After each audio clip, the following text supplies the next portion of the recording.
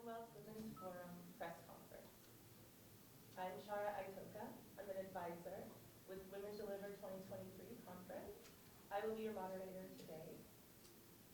We are going to discuss the upcoming conference and the partnership between the government and global dialogue are co-created by grassroots advocates, multilateral governments, the private sector, philanthropies, and youth, including those from and representing communities facing systemic discrimination. It is one of the largest multi-sectoral convenings to advance gender equality. From climate change to gender-based violence-based solutions. We will enhance our collective power by championing the leadership of grassroots advocates, connecting advocates' challenges, and identify opportunities to advance gender equality and improve the well-being of girls and women in all their. And from Women Deliver, we have Maliha Khan, President and CEO, and Kathleen Sherwin, outgoing interim CEO and incoming board member. Thank you all for being here. Thank you very much, moderator, and thanks to everyone present here. Before I respond to this question, I want us to look back in the last 28 years after the genocide against the Tutsi, 1994, under the leadership of His Excellency Paul Kagame, the President of the Republic of Rwanda. The country has progressively and intentionally created an equal and inclusive society. We have made progress, and we do still have a long way to go, but we recognize that a lot has been done in closing the gender gap. And this is clear when we look into the report, like the last World Economic Forum, the Global Gender Gap Report of the World Economic Forum released in 2021. It has places Rwanda at 7th globally and 2nd in Africa in narrowing the gender gap. And this is done by looking into key specific sectors like education, economy, health, and women participation in governance. So this makes Rwanda one of the best places in the world to be a woman, I think. So coming back to your question on why Rwanda agreed to host this, it is true that the government of Rwanda, under the leadership through the Ministry of Gender and Family Promotion, that is there to coordinate strategically all the activities to empower women and young girls, has been designated to host, to be the co-chair of the conference host committee. And we look forward to establishing not just a city, a country, but a regional approach to supporting this Women Deliver conference to be happening here in Rwanda next year. The country wishes to ensure that its hallmarks, including peace and reconciliation, women empowerment, promotion of investment and entrepreneurship, especially for women and young girls, women's access to information and technology, are exemplified through this Women Deliver Forum.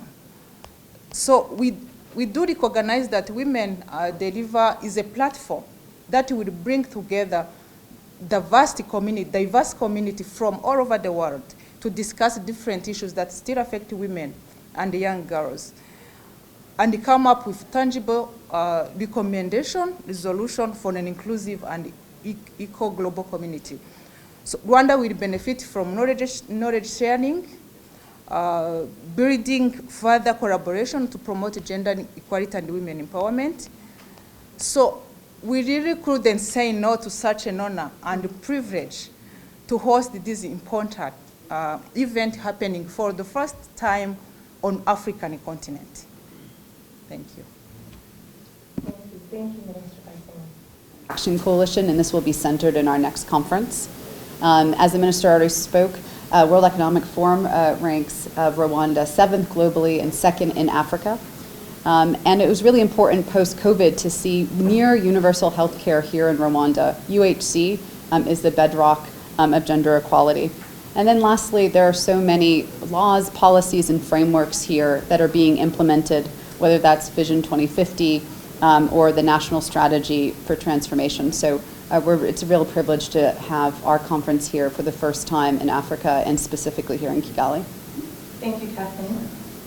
The Women Deliver Conference is impacting all participants. So I pose this question to you, Maliha. How will the conference... Sure. The Women Deliver Conference is a conference that's co-created by an intersection of people. We bring together advocates that represent marginalized and vulnerable communities, along with government, with private sector, as well as parliamentarians and others. And in co-creating this space, what we try to do is really center the intersectional principles around championing gender equality that's already been also spoken about. So in this, we also try to look at some of the compounding issues that are facing girls and women around the world. And we see so many of them nowadays, particularly around climate change, around some of the conflicts and refugee populations that are happening, but also around gender-based violence, access to sexual reproductive health and rights, universal health care, and so on. The way that the conference tries to create impact is to bring together these different intersectional people, create a space for them to exchange ideas, share policy, advocacy initiatives, and also come up with solutions to some of the problems that are being faced, and come up with these joint strategies that they can work on together. It also provides a space to bring together, like I said before, the advocates, but also government, private sector, and parliamentarians and politicians to exchange these ideas and come up with common solutions, because until we have all these people together working towards gender equality, we won't be able to achieve it. So in 2019, the conference we held in Vancouver, Canada, we delighted to know had over 8,000 people attending in person, and over 100,000 people online. And these included heads of government, heads of states, and the leaders of large agencies like the UN, as well as these advocates that I've spoken about. And together they created a number of commitments and a number of ideas and solutions, which we hope to replicate when we're here in Kigali and to continue that journey. Thank you, Maliha. Honorable Minister, you mentioned earlier... Thank you very much. The conference's influence comes from its long history to connect the threads from various policy windows. Talking about policy windows, the government of Rwanda has adopted various international regional treaties, convention agreements, including not limited to the Beijing Platform for Action of 1995, the Sustainable Development Goals of the Agenda 2030, the Convention on the Elimination of all forms of discrimination against women, UN Resolution 1325, Women, Peace and Security, and many other key instruments. And all those instruments have been domesticated and serve the guide in the elaboration of our country's vision from Vision 2020 to Vision 2050, but also other national development tools such as a National Strategy for Transformation known as NST1. So Rwanda will use Women Deliver to platform to strengthen commitment formulated from the above-mentioned documents, but also other platforms like the Generation Equality Forum for Gender Equality, and as an action coalition leader and commitment maker related to technology and innovation to advance gender equality. But vice versa, the commitment from Women Deliver will also be advocated for and implemented through these other platforms. So being a host of Women Deliver 2023, it will give us, as Rwanda, an opportunity to create a national host committee. This committee will provide a convening platform from different stakeholders, from different sectors, that will help to enhance gender equality and health rights, health well-being of all girls and women in the lead up, during, and even after the conference. So this National Host Committee will be important. We will, of course, also support on protocols and government relations to invite other world leaders, as the CEO mentioned, member state ministers, and parliamentarians, and many more to participate in the Women Deliver Conference. And finally, we do hope that this conference will consist of a flashlight to guide policymakers on how we can all work together, locally, regionally, globally, to align and build a momentum and deliver results and impact for girls and women everywhere in the world. Thank you, Honourable Minister. Within gender equality Group that's helping us to put together the themes and the subjects of the conference that we'll be looking at. We are still working on that. We're not quite ready to announce the themes of the conference yet. We will be doing that alongside with the Minister and other luminaries on July 19th when we announce the launch of the conference. But I can say that the advisory group has been sort of directing us to certain areas. And these are the compounding issues that affect the intersectional identities of girls and women across the world. And we're seeing many of these starting to face us today. So of course, like already mentioned, gender-based violence, which has been on an increase during the pandemic and continues to be a major issue facing girls and women, will be a central focus of the conference, as will be climate change, because we know climate change affects everybody, but also has a disproportionate effect on girls and women and really sets them back a lot in achieving their true potential. Unpaid care, which again is an issue that sort of emerged during the pandemic when so many girls and women had to drop so many other things that they were doing in order to take care of their households and communities, and faced an unbalanced burden of that care on them. So we'll continue to focus on these major issues, which are also, I know, a priority for the government of Rwanda and the minister, but bring together a global audience that will try to address them, and coming together, come up with solutions, come up with inspiration, come up with joint energy. We all know we need to renew our energies going forward to face all these issues and with a renewed vigor. So those are some of the thematics that we'll be addressing during the conference. Thank you, Malika. Over to you, Generation Equality Forum. So we're really pleased to announce that in partnership with UN Women, the Generation Equality Forum will convene at our conference, which is the midpoint of a 5-year set of commitments. Over $40 billion of commitments have been made to gender equality through the forum. And so we'll have an accountability moment at our conference where Action Coalition leaders and commitment makers from around the world, including many governments, will be invited to talk about the progress that they've made.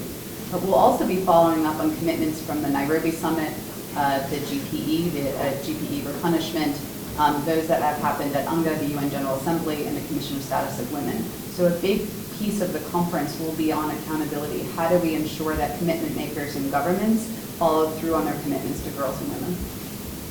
Great, thank you.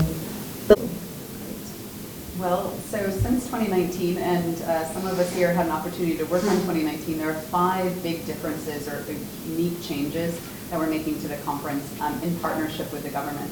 So the first is it will be a hybrid conference. So we will have 6,000 people on site and over 200,000 online. So that makes it the largest conference in the world on gender equality to be held next year.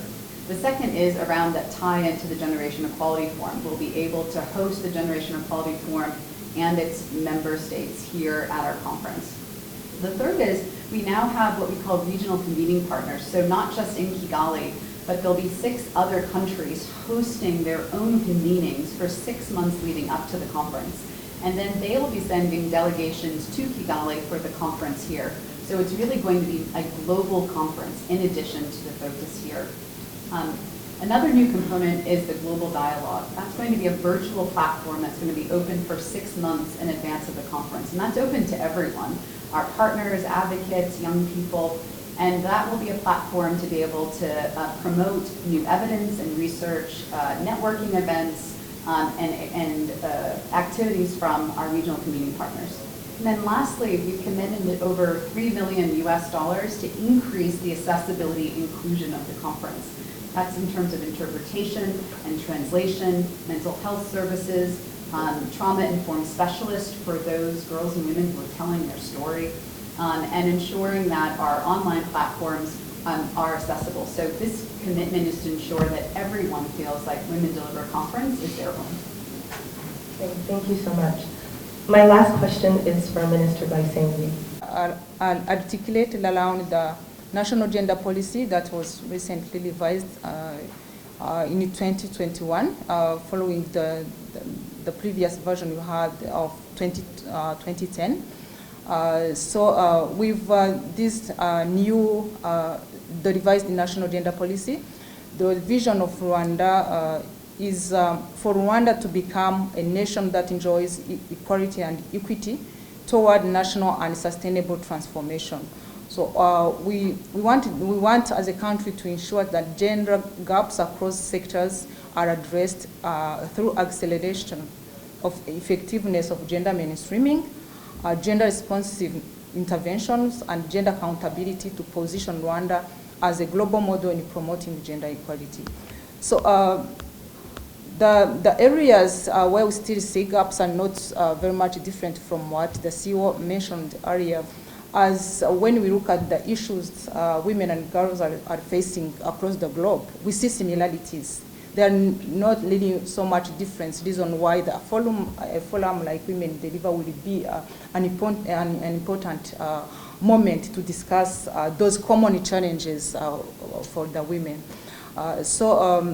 Coming back to this gender policy, revised national gender policy that give a direction of the country toward gender equality and women empowerment, there are areas where we still see gaps and where we want to concentrate as a country. The first one is the national planning and the budgeting, making sure that all the national planning frameworks, sector policies and strategies, as well as programs and initiatives, both in the public and the private sector, are gender sensitive. Because in the past, the focus has been really in the public sector, but we see that the majority of the women and girls, we see them in the private sector, meaning that it's high time to bring on board the private sector. The second area where Rwanda is concentrating is accelerating women economic empowerment. We have to improve the gender equality and equity in all sectors while increasing women access to productive economic resources and opportunities, and ensuring that men and women are free from any form of gender-based violence and discrimination, and this is very important.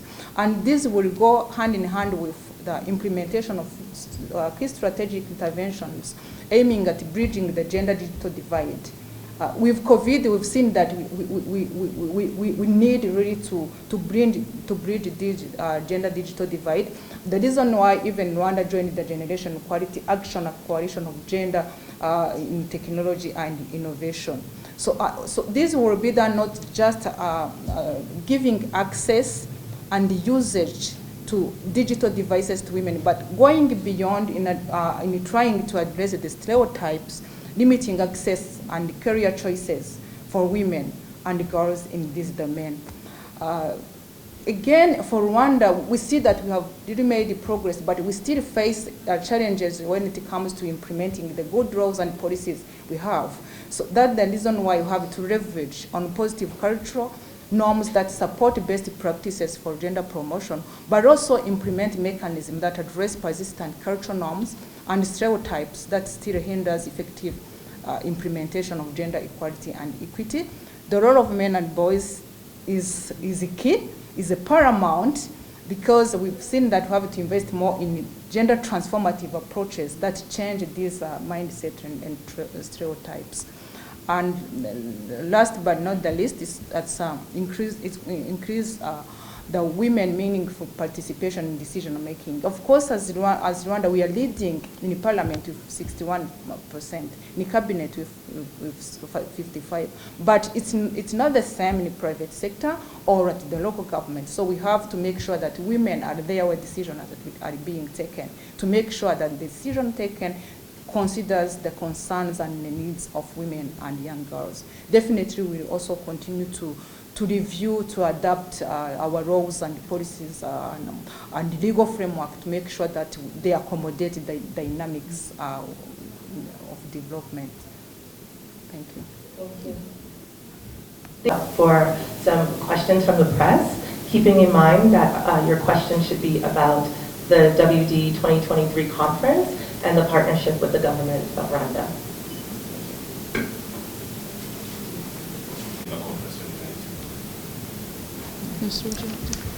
Thanks. I said one of the priorities in our revised national gender policy is the engagement, active engagement of the private sector, since we've seen that it's the sector that employs the majority of women and girls. And it's not only in Rwanda, it's worldwide. So what we are doing in Rwanda to make sure that we involve the private sector, first of all, is to engage it through the establishment of the legal framework and the strategies and policies. So far, our private sector has already a gender mainstreaming strategy. That's the first step, to make sure that they have a clear guidance, they have clear steps and clear actions to make sure that they mainstream gender in the private sector. Also, we work hand in hand with the private sector, women chamber, who are very active in our clusters and sub-clusters at the ministry. Also, the private sector has been very much engaged through the Gender Equality Seed Program. It's a program that we are implementing together with National Gender Monitoring Office and UNDP, where key companies are enrolled into the program with a checklist on what they have, key actions they have to put in place to make sure that they create a conducive environment for the women working in the sector.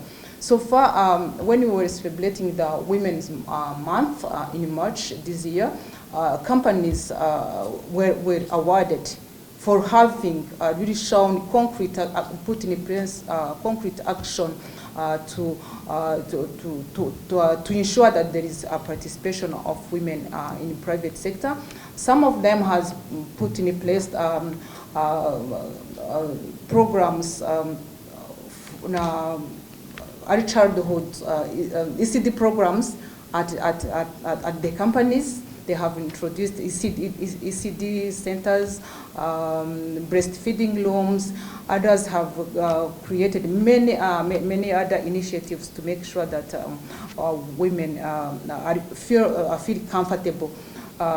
These companies include the banks, financial institutions. They include the hotels. When some of these hotels are part of the process, they include the tea companies. They include. There are so many companies, and the process is ongoing. So this has been one way of involving the private companies. And when those companies were awarded during March, other companies also wanted to join the process, because they have shown that it's not just it's not doing favors to women. It increases also the productivity. This case has been shown especially in tea companies, where the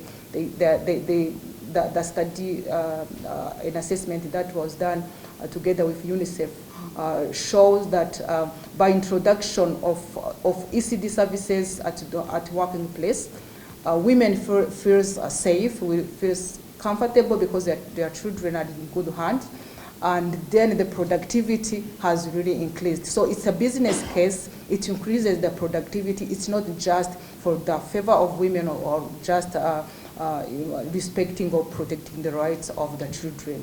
So these are a few ways in which we are involving the private sector on board. Thank you. Thank you so much, Minister Janet.